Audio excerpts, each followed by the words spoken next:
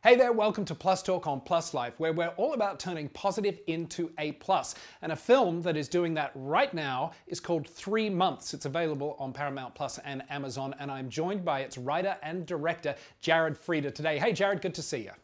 Great to be here. Thank you so much for having me. Hey, listen, thank you so much for creating a piece of art and a film that really speaks about HIV and what people go through in the testing process in such a fresh, modern way that isn't doom and gloom.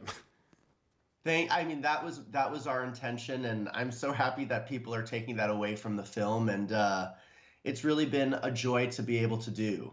Well, and I should say congratulations too, because this is like your sort of big directorial debut. I know the film is sort of loosely semi-autobiographical. You've mentioned that in press before. What's the overall message that you're hoping to convey in the film 3 Months?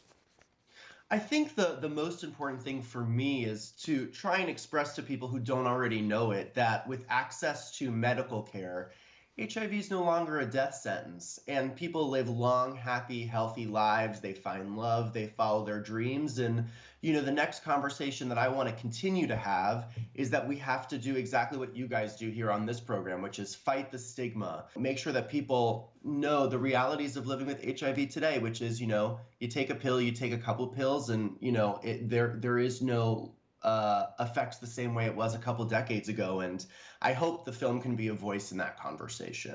I think it really is. I mean, touching on that, just how important was it for you personally to tell this sort of up-to-date version versus, because we're so used to, when we see films or television shows about HIV, it's typically set in the 80s or the early 90s. It's all doom and gloom. I love that you incorporated Pedro Zamora into the film because it touches on that, but you really just showing HIV as another thing that is kind of like diabetes or any other chronic illness.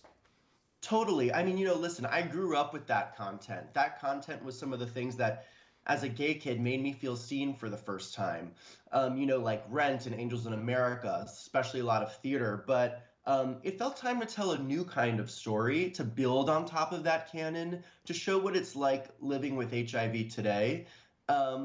And it was just really important for me to also make it fun and accessible and funny and exciting and show all the colors of that experience.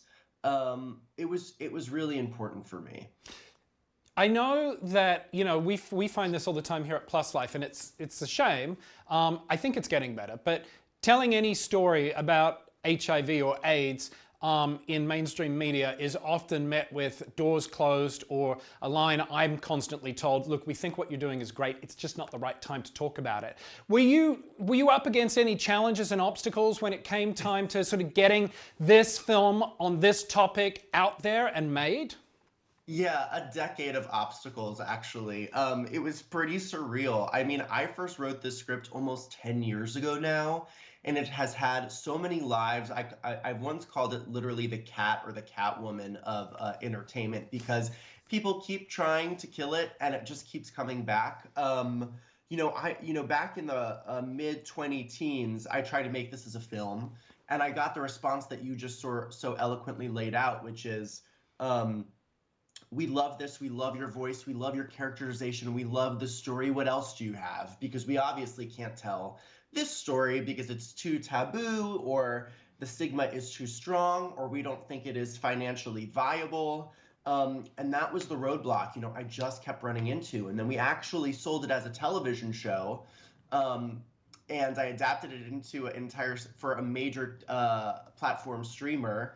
And then when it came time to greenlight the show, I ran into those same things, which is not financially viable. And luckily, MTV read the 6 scripts that I had written for the TV show and was like, we love this, we think it'd be better as a movie. And I was like, LOL. It originated as a film, and they let me do it. So it was really, truly 8-9 years of no before this yes. It was tough. How daunting was it for you to take this project on as your directorial debut? I mean, looking at you, you can't be older than 16 and a half. You're so kind. Oh my gosh, I got to take you everywhere I go. It was very nerve-wracking, especially with two Oscar winners. You know, Ellen Burstyn and Louis Gossett Jr. are two of the reasons I got into filmmaking in the first place. Their films have inspired me truly to the moon and back, and so it was really daunting. But I knew exactly how this movie looked and felt and sounded, and I knew I was the right person for the job. So I was afraid, but sometimes when you're afraid, it's the motivator you need to give your best, you know? Absolutely. I mean, you've got a stellar cast. Troye Sivan, you've got Alfred Javier Munoz in it, who does a great job. And we had him on a couple of weeks ago talking about the role and what it meant for him to be able to play that role. When you present a story like this, was there any hesitation from any of them about dealing with a subject matter like HIV? You know what? Not from a single actor. We never had that was never an issue. You know, actors are artists, and these people, you know, they saw the subject matter, and especially for like Ellen and Lou, and I mean, especially for Javier and even Troy, it's like to be a part of a story that's both entertaining and funny and has great character emotions, but also has a greater message and a greater meaning. I mean, they were so, so, so excited. So to them, to the actors, it was actually like it made it almost more of a selling point because they all wanted to put some good out into the universe, you know? Yeah, and they all do a fantastic job. And as I said at the top, it is somewhat semi-autobiographical. You yourself sort of had a situation where you were waiting for test results, and hence the name 3 Months. And we should explain for those who haven't seen the film, you know, if you have, you know, condomless sex or unprotected sex, it can take up to 3 months for the HIV virus to show up in your system. Hence the name 3 Months and the main character waiting 3 months across summer. I know you sort of went through something similar. When you look back at that time now and everything you've probably learned in the process of making this film, what do you sort of say to the younger person who went through that 3 months and felt the angst that we see your characters feel in this film?